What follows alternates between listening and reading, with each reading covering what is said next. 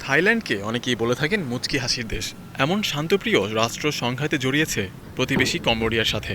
সীমান্তে দুপক্ষের সেনাদের গোলার আঘাতে বাড়ছে হতাহতের সংখ্যা।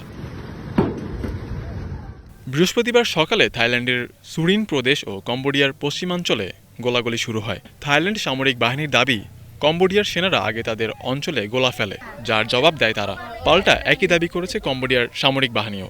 সংঘাতের জেরে ঘরবাড়ি ছাড়তে বাধ্য হয়েছেন সীমান্তের হাজার হাজার মানুষ। হঠাৎ কেন এমন সংঘাত? দুদেশের সীমান্ত ৮১৭ কিলোমিটার, যার বিভিন্ন পয়েন্টে মালিকানা নিয়ে বিরোধ শত বছরের।